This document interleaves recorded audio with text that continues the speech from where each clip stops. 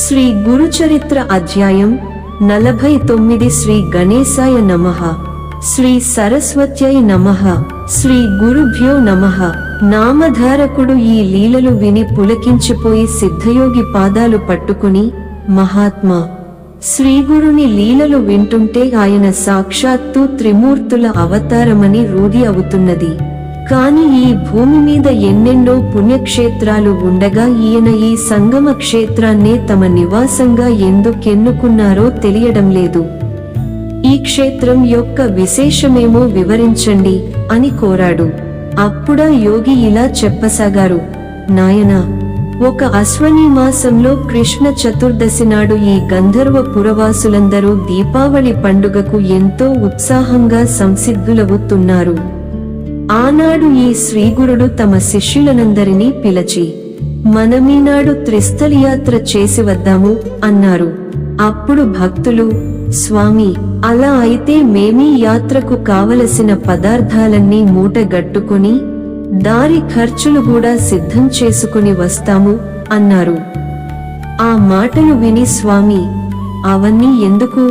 త్రిస్థలి మనకు దగ్గరలోనే ఉన్నది, ఎట్టి సన్నాహాలు అవసరం లేదు, కనుక మీరందరూ మీ కుటుంబాలతో సహా మాతో కూడా రండి అని ఆదేశించారు.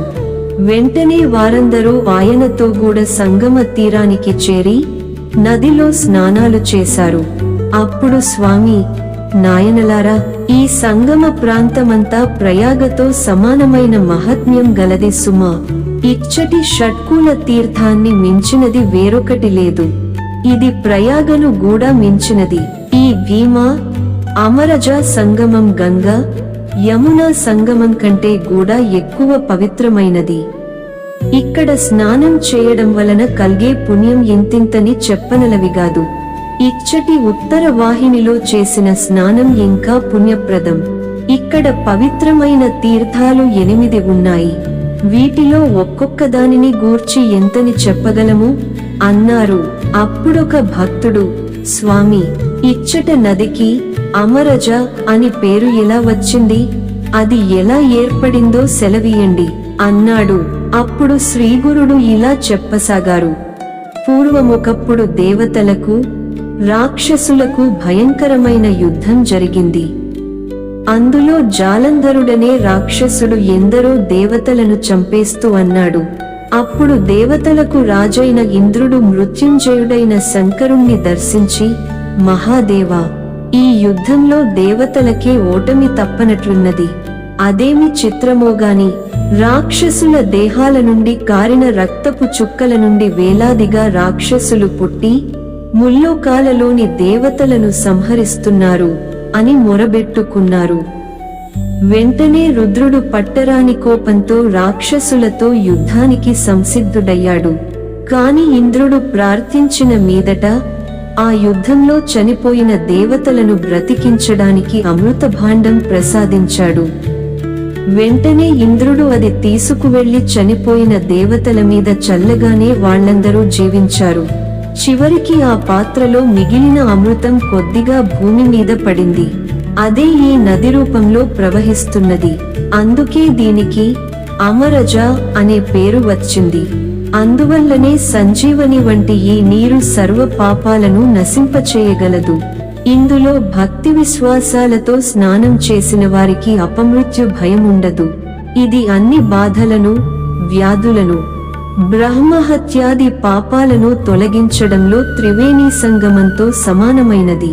ఈ సంగమంలో వైశాఖ, కార్తీక, మాఘ మాసాలలో యథావిధిగా ఉషఃకాలంలో స్నానం చేస్తే ఈ లోకంలో సుఖము, అటుపై మోక్షము కలుగుతాయి.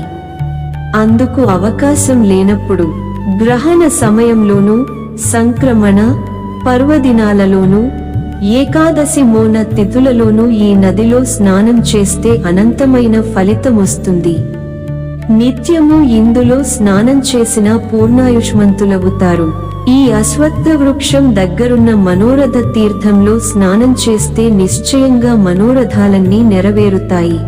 భక్తితో అశ్వత్థాన్ని సేవించిన వారికి కలిప్రభావం అంటక మా దర్శనం లభిస్తుంది. కారణం మేమందులో ఎల్లప్పుడూ ఉంటాము. అట్టి ఈ కల్పవృక్షాన్ని సంగమేశ్వరుడైన సదాశివుణ్ణి పూజించి త్రయంబక మంత్రం పఠించాలి. శ్రీశైలంలో మల్లికార్జునుని వలె ఇక్కడ సంగమేశ్వరుడు సుస్థిరంగా ఉన్నాడు. ముందు నందీశ్వరునికి నమస్కరించి తర్వాత శివునికి ప్రదక్షిణం చేసి సాష్టాంగ నమస్కారం చేయాలి. ఇలా 3 ప్రదక్షిణలు అయ్యాక ఎడమ చేత్తో సందీశ్వరుని వృషణాలు స్పృశించి కొమ్ములపై బొటన చూపుడు వేళ్లు ఆనించి వాటి మధ్య నుండి శివలింగాన్ని దర్శించాలి. భక్తితో ఇలా చేస్తే అభీష్టాలన్నీ నెరవేరుతాయి. ఇక ఈ ఎదుటనే ఉన్న మహాతీర్థం సాక్షాత్తు వారణాసియే. అది నాగేశ్వరమనే గ్రామం నుండి ఇటుగా ప్రవహించినది. దీనిని గురించి ఒక పురాణోపాఖ్యానమున్నది.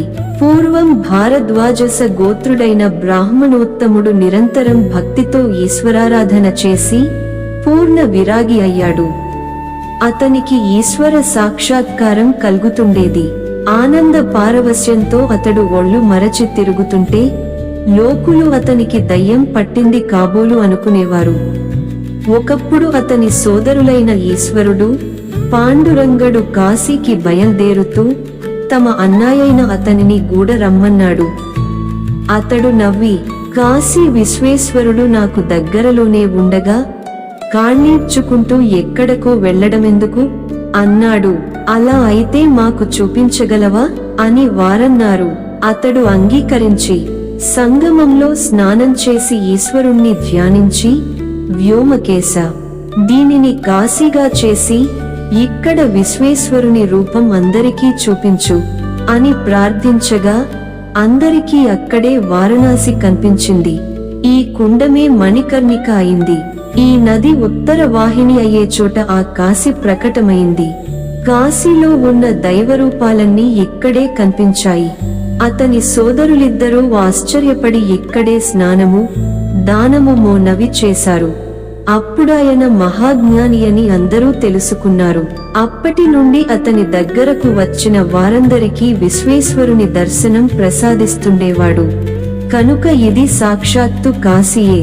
స్వామి అటు తర్వాత భక్తులకు పాప వినాశ తీర్థం చూపించి ఇందులో స్నానం చేస్తే సర్వపాపాలు భస్మమవుతాయి అని చెబుతుండగా పూర్వాశ్రమంలో వారి సోదరి అయిన రత్నాదేవి అకస్మాత్తుగా అక్కడకు వచ్చి ఆయనకు సాష్టాంగ నమస్కారం చేసింది.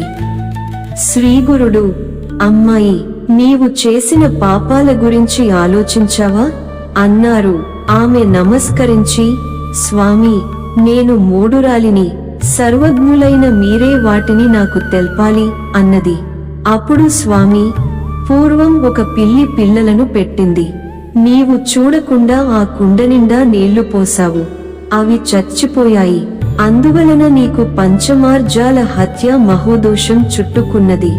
ఇంకా చెబుతాను విను అంటుండగా అంతలోనే ఆమె శరీరమంతా కుష్ఠువ్యాధితో నిండిపోయింది. ఆమె భయపడి ఆయన పాదాల మీద పడి, ఓ దయానిధి, ప్రజలు పాపాలు పోగొట్టుకోవడానికి కాశీకి వెళ్ళినట్లు నేను మీ పాదాలను ఆశ్రయించడానికి వచ్చాను, రక్షించు అని ప్రార్థించింది. అప్పుడు శ్రీనృసింహ సరస్వతి, నీవెన్నో పాపాలు చేశావు. వాటిని మరుజన్మలలో అనుభవించి పోగొట్టుకుంటావో లేక ఇప్పుడే పోగొట్టుకుంటావో చెప్పు అన్నారు. ఆమె, ఇంకా మరొక జన్మ ఎందుకు? నా పాపాలు ఇప్పుడే తొలగించి మరలా జన్మ లేకుండా చేయండి అని ప్రార్థించింది. స్వామి, అలా అయితే నీవు నిత్యము ఈ పాపనాశ తీర్థంలో స్నానం చేస్తుండు. ఒక్కొక్క స్నానానికి 7 జన్మల పాపం నశించిపోతుంది. ఈ కుష్ఠురోగం ఒక లెక్క అని చెప్పారు. అలా చేయగానే ఆమె వ్యాధి మాయమైంది. అది నేను స్వయంగా చూచాను. ఆ క్షేత్ర మహాత్యం చూచి ఆమె అక్కడే ఉండిపోయింది. అప్పుడు స్వామి మా అందరికీ ఇచ్చటి కోటి తీర్థం చూపించి, ఇందులో సర్వతీర్థాలు ఉన్నాయి. ఇక్కడ చేసిన స్నానానికి 1,000,000 గోవులు దానమిచ్చిన ఫలితము ఉంటుంది. ఇక్కడ చేసిన దానానికి కూడా 1,000,000 రెట్లు ఫలితముంటుంది. దీనికి అవతలనున్న రుద్రపాద తీర్థంలో గయలోలాగే కర్మ చేసి రుద్రపాద స్వామిని పూజించాలి అని చెప్పారు. తర్వాత కేశవస్వామి దగ్గరనున్న చక్రతీర్థం చూపి, అక్కడ స్నానం చేస్తే జ్ఞానం కలుగుతుందని శ్రీగురుడు చెప్పారు. కల్లీశ్వరుని దగ్గరనున్న మన్మథ తీర్థంలో స్నానం చేసి ఈశ్వరుణ్ణి పూజిస్తే అష్టైశ్వర్యాలు సిద్ధిస్తాయి. శ్రావణ మాసంలో అఖండాభిషేకము, కార్తీక మాసంలో దీపోత్సవము చేస్తే అష్టసిద్ధులు, మోక్షము గూడ లభిస్తాయి. స్వామి చెప్పినది విని అందరూ సంతోషించి ఈ అష్టతీర్థాలలో స్నానం చేశారు. నాడు శ్రీగురుడు మఠం చేరగానే ఆ భక్తులు సమారాధన చేశారు. 49 అధ్యాయము సంపూర్ణము. శ్రీ దత్తాయ గురవే నమః. శ్రీ శ్రీపాద శ్రీవల్లభాయ నమః. శ్రీ నృసింహ సరస్వత్యై నమః.